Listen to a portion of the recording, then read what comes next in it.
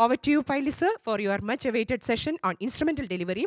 I also welcome Dr. Raji and Dr. Afsana from Rajagiri Hospital. Over to you, sir.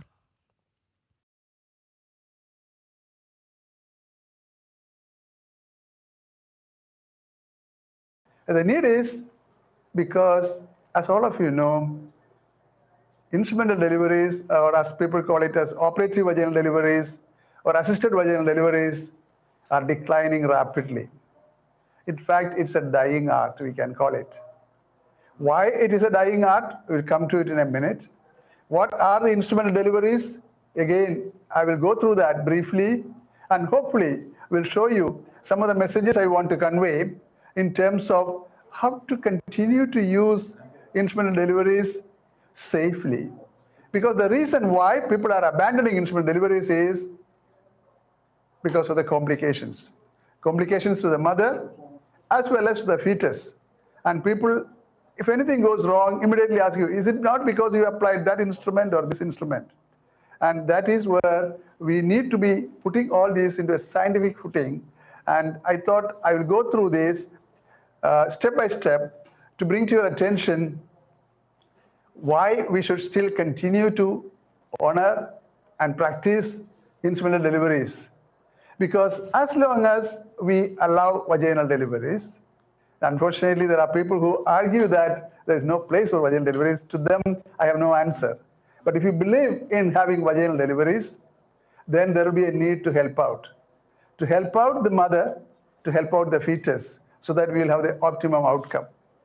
When you are asked about what are the instrumental deliveries, we used to have a bigger list earlier, but now mainly we can limit it to two.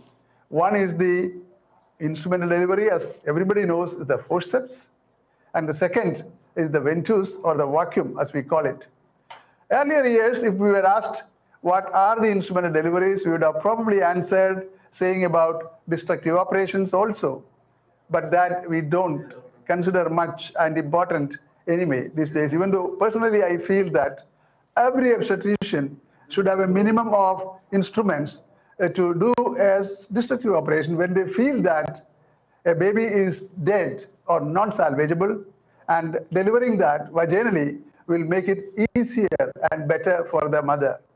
For example, if there is sepsis, if there is jaundice, if there is coagulation failure, rather than go and do a laparotomy and cesarean, if you do it vaginally, certainly it will be better off for the mother and for the whole family. So that is the idea of instrumental deliveries. We talk about mainly two things, the forceps and then the ventouse. And the forceps, you know, that has a very checkered history.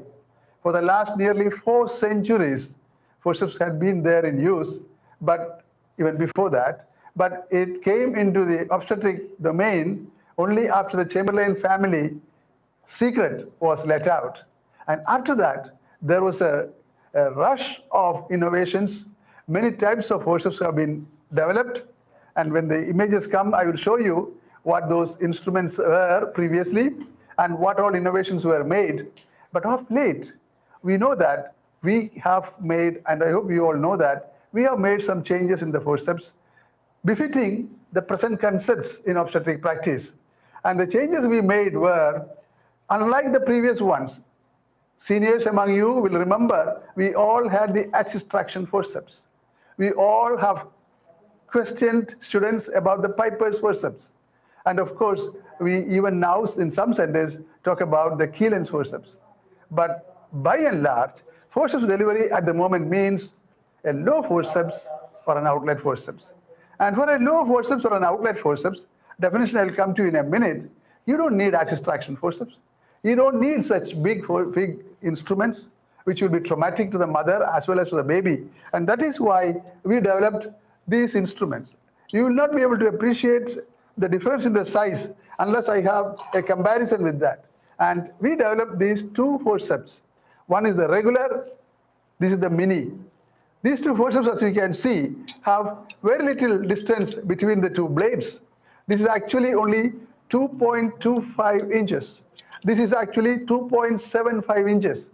And the conventional forceps, the Wrigley's or the axis traction, all of them have bipenetral distance of 3 3/4 of an inch.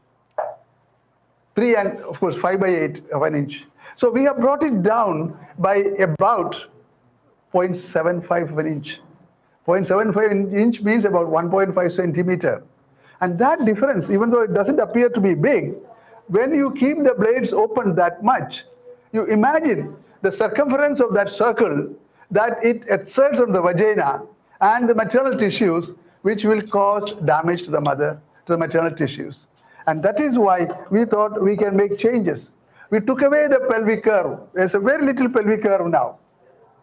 We took away the axis traction rod. We made the shank length less. We made the blades thinner. But if you are going to buy a forceps, always remember that you should palpate not only the outer edge, but the fenestration inner edge also. Because if any of these areas is sharp, that will cut into the fetal tissues and will cause lacerations. So we should avoid like that. Why did we have an instrument like this? Much smaller, like this. You see, the lengthwise it is smaller, biparietal distance-wise is smaller, width-wise it is smaller. The reason why we developed this was, these days we are called upon to deliver safely. Babies weighing only 600, 800 grams, which has a chance to survive. So to deliver such babies, if you go with these forceps like this, then that head will play inside it. That is why we developed this mini forceps for babies which are to be delivered weighing less than 1,000 grams. These are needed for vaginal delivery. These are needed for abdominal delivery as well. So we have developed or made some changes in the forceps to agree with the current concepts of delivering with the instruments, that is the forceps. Now, what are the indications to apply a forceps? Now, recently, the Green Top Guidelines 2020 has come, and they have said the indications for a forceps delivery are: 1, a fetal compromise. The fetus shows signs of distress, then you have to deliver. The mother shows signs of distress, then you have to deliver. So these are the two. In addition, we have a mother who may not be able, you may not be able to put her to do the Valsalva or push or bear down. In such situations also we have to deliver. So the instrumental delivery, whether it is forceps or whether it is ventures, are for these indications. Once you have identified that an instrument will be useful or needed, then the next question is, how are you going to decide whether it is a suitable candidate? How are you going to execute the action, that is the instrumentation, and how are you going to assess whether you have done the right thing? So before you decide whether this is for a forceps delivery or a ventures, which I'll come to later, there are certain conditions to be satisfied. Some of them are common for both ventures and forceps, but some particularly are important for the forceps. And you know that is, how is the sagittal suture of the baby? The sagittal suture has to be anteroposterior. The sagittal suture has to be anteroposterior like this. I hope you can see it. Or at least like this, direct posterior. It cannot be transverse. It cannot be oblique when you apply a forceps. That is the main difference. The other condition to be satisfied when you are applying a forceps is, how low has it come? Is it well engaged? And for that, as a fundamental principle, before you apply a forceps, the fundamental principle is you should palpate per abdomen. There should be no part of the head palpable. Or rarely people will say, if it's an occipital posterior, you may have a little bit of the head palpable, not more than 1/5. And you counter check it by palpating from below how low it has come. And for this, I hope even seniors among you who used to follow the 1/3, 2/3 and full, that is the 3 divisions, now we have changed it over to 5. So a station of the baby's head above the spine, I hope you can see it here, to the brim is 5 centimeters.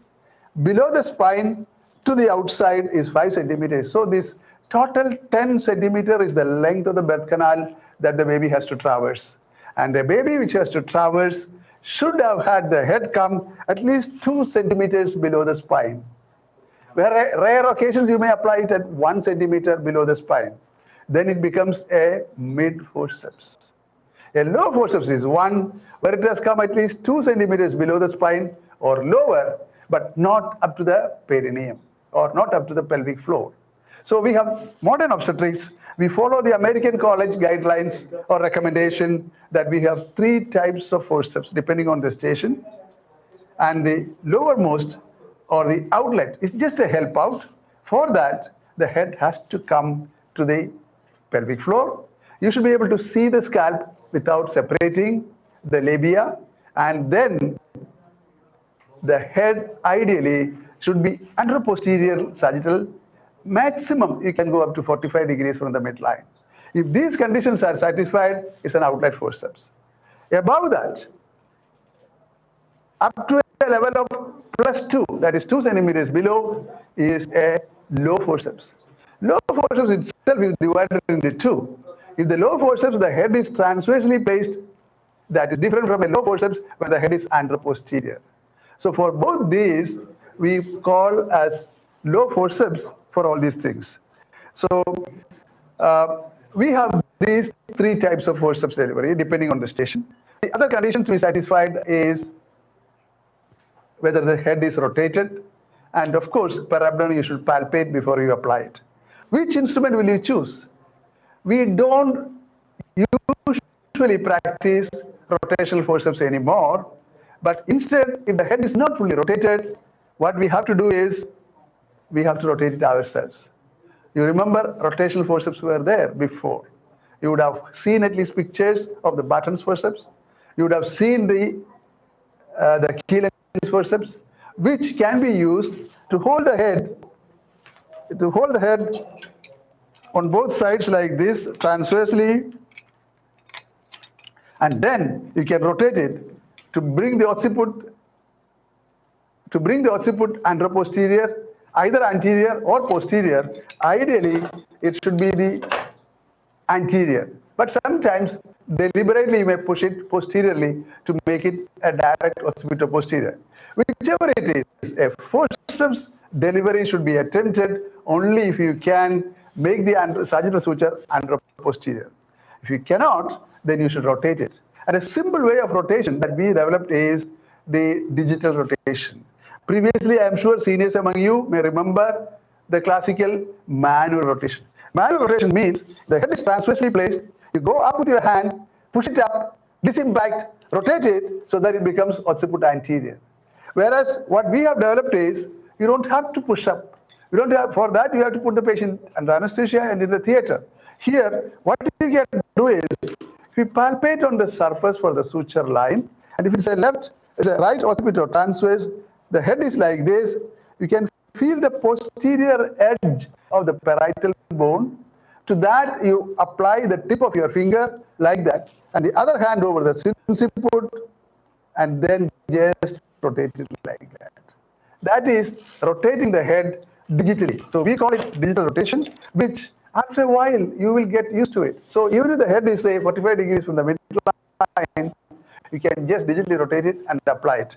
If the videos come, then I will show you how we do it, digital rotation and then the forceps application. The next question is, if you have to apply a forceps, what is the method of applying?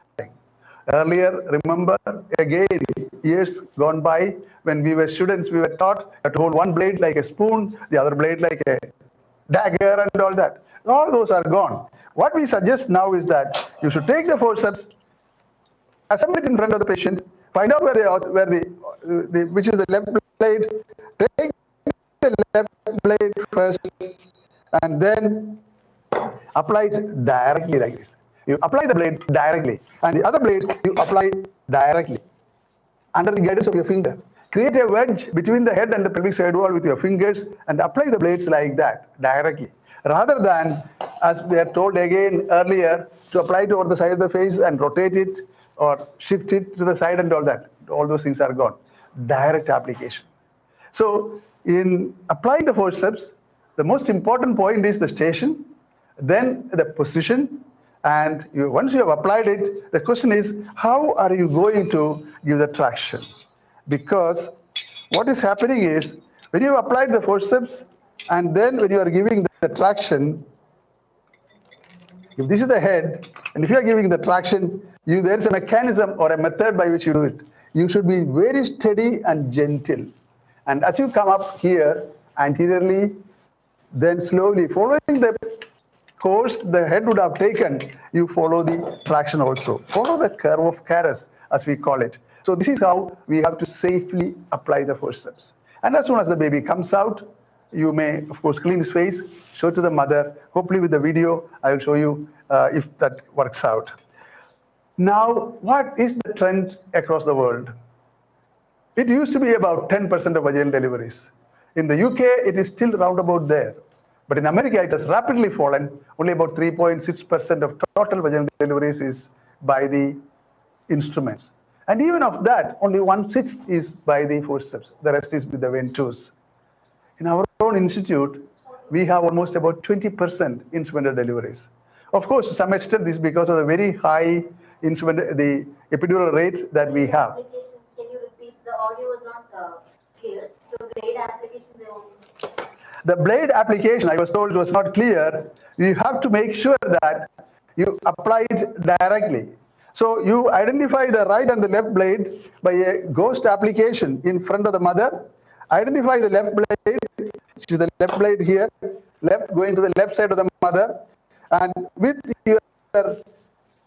your fingers to protect the maternal tissues like this, you push the blade between the head and the pelvic side wall. Once it has gone in, you push the handle down and leave it there, or your assistant to hold it. And then the same way, you apply the next blade directly on the side of the head, and then like that it goes. Once you have assembled the two blades, then you will see that with our forceps now, because the biparental distance is small, you will see that when you have applied it, the blade, the handles will not come together. The handles will be divergent. The handles will be divergent. It is not a sign of wrong application if the handles are divergent like this. Divergent like this. Because even though the small biparental distance is there, we can open it up like this. It can even go onto my head, you see. A full head like this also can be pulled out with this forceps. So earlier, we used to have the fixing butterfly lock and all that. We don't need it anymore. It is the vagina which prevents the forceps from opening up. So when you give the traction, as the head comes lower and lower, because the handles are divergent like this, you should put your index finger between the shanks and the rest of the fingers over the handle like this, and keep it like this so that it doesn't open up prematurely. That's another practical thing you have to remember. When are we to apply this mini forceps? You know, the mini forceps is so much smaller. You apply it to babies when you have to deliver either vaginally or during cesarean section, babies weighing less than 1,000 grams. So as was discussing earlier, we have a forceps application or a total instrumental delivery rate of about 20 to 25%. It is primarily because of the large number, high percentage of epidurals that we have. But even among these, 60% will be forceps and about 40% will be the ventouse.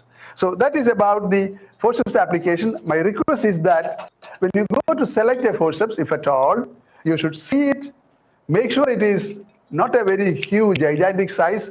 The blades are smooth. The curve is not much, and then it will be a safe instrument. And for a tiny baby, use a mini forceps like this. So this is about the forceps application, which I thought I'll bring to your attention. And if the videos will play later, I'll be able to show you how you apply the forceps in a case where you have to help out the baby like that. Coming to the next instrument that we are talking about, and that is the ventouse. You seniors, at least among you, would have grown up with this metal cup. That is the metal cup with a chain. And when we started, it was actually the chain was going from the center through a tube, which is also attached there, and the chain was going through that. But you can see here, the tube is now coming out on the side here, or you may have other varieties where the tube is coming out here on the dorsal surface of that, rather than. This is specially made for occipito-posterior, so that you can apply it occipito-posterior with this one coming out through the middle of the vagina, whereas the one with the chain in the center and the tube in the center. The original Malmstrom variety is for any other positions or even posterior position. Or now we have another spout for the creating the negative pressure here rather than on the side. When you go to buy the instrument or they supply it, you have to look at it again carefully, as I told you about the forceps. The edges should be really smooth and rounded. If it is sharp, it will cut into the fetal tissues. There should be a groove in the middle. And also, there should be a net in the middle. It may be a wire mesh as well. It is a very important part. If you don't have it, what will happen is, when you create the negative pressure, sometimes a caput may go and plug the hole, and thereafter the air inside will not be sucked out. You will see in the manometer that the negative pressure is created, but there is no negative pressure inside. It will easily slip off. Again, for the ventouse, the conditions to be satisfied are similar. Most important is the station, and we can here also say about the low, mid, or the outlet ventouse, but usually it is not mentioned for the ventouse much. But what is important is to remember, you don't have to have an anteroposterior sagittal. You can have it obliquely, you can have it transversely, but the most important point about the ventouse application is you should identify the ideal spot to apply the cup. And that, as we call it, the flexion point, which is about 3 centimeters in front of the posterior fontanelle, about 6 centimeters behind the anterior fontanelle, and that will be the flexion point. That is the point where you apply this, which will be leading with presenting the minimum diameter, minimum resistance, and the easiest of deliveries. So that is what we do with the ventouse. So to make the instrument application safer, we have got certain conditions to be satisfied. First of all, as we said, the station, double checking, position, but also make sure the bladder is emptied. Make sure that the station has come to safe levels. For a ventouse, you don't need any additional anesthesia. For a forceps application, especially other than the outlet forceps, you may need some anesthesia, because for the lower vagina to be made sensation-free. For that, we can use the pudendal block. Pudendal nerve, as you know, goes around the spine here. That's the spine, around the spine. So if you have a long needle entering at a point between the anal opening and the ischial tuberosity, directing with your finger inside to the spine, and just below and lateral to that, you deposit about 10 ml of 1% bupivacaine or lignocaine there, and do that on the other side. That is pudendal block. And you give local infiltration where you want to cut the episiotomy also. So this is how we give the analgesia part for that. Apply it properly, and when you give the traction also you have to be careful, because you don't want a jerky pull like that. You want to make it a steady traction. If you do the jerky pull, it may come off. There are a few recommendations recently by the Green Top guidelines, which I'll come to in a minute, about when to abandon a forceps, when to abandon a ventouse. It is important to know. Just because you have applied an instrument, don't think that you have to deliberately take it out. And sometimes we'll have the sequential instruments to be used. Your ventouse you applied, it came out to some extent, but by then it rotated also, but the ventouse slipped off. In which case, you can apply a forceps to complete the delivery, as what is called the sequential instrumental delivery. Sequential instrumental delivery is condemned by many people. We don't think so. If you have an incompletely rotated head and your ventouse could make it down a little more, but rotate it, then after that a simple forceps application can be satisfied. Whereas you applied a ventouse, you gave good traction, it was not budging, then going with a forceps is not good. So depending on the individual situation, you can choose a sequential instrumental delivery. That's all I can tell you. It's not to be condemned outright. Now the next question is, what exactly should we do, or when should you abandon an operative instrumental delivery? I will take you to that. Can the slide is not moving. Can we get the slide move, please? Okay, there are a few recommendations which are different now as per the Green Top guidelines. and the American College Special Bulletin also has come in 2020. Both of them have come out with certain recommendations. One of them is that previously we used to say that if you apply a ventouse, you have to abandon it if 3 pop-offs have occurred. But now the recommendation is you don't have to go for 3 pop-offs. If you are thinking about pop-offs, maximum 2. But you don't have to have a pop-off. Pop-off is a dangerous thing for the baby. So what we recommend now is that you don't go for a pop-off. If you feel on giving good traction in a properly applied ventouse, it's not budging, you abandon it.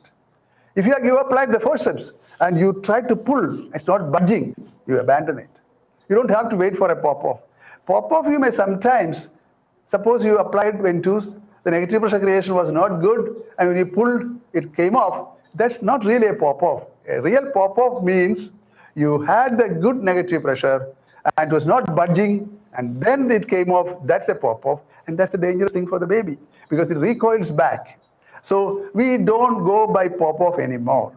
We go by the feel that you get as you apply the forceps. If it's not budging, then you can abandon it. Now, the other recommendation that has come of late is that we always used to say vaginal delivery, you don't need antibiotics.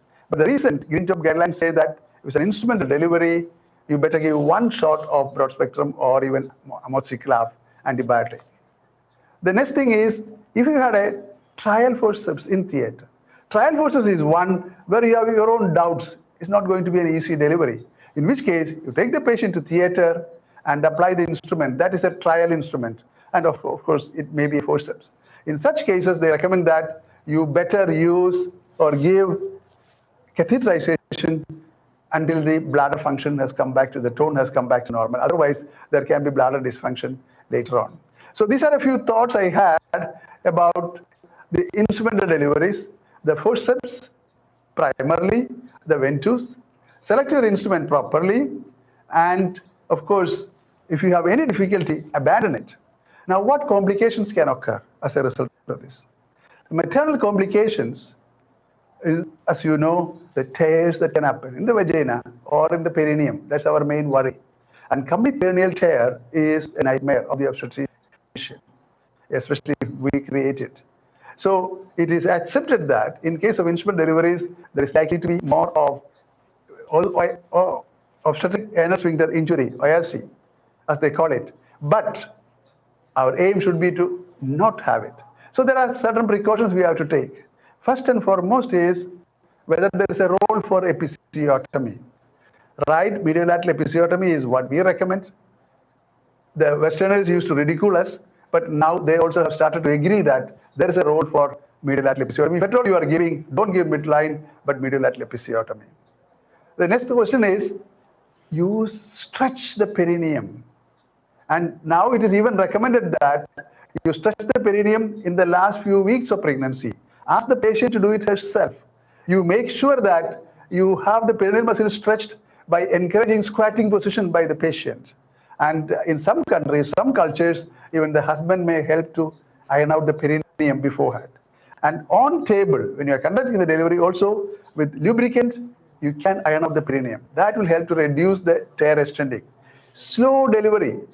Support the perineum. Support the perineum when the head is stretching the perineum.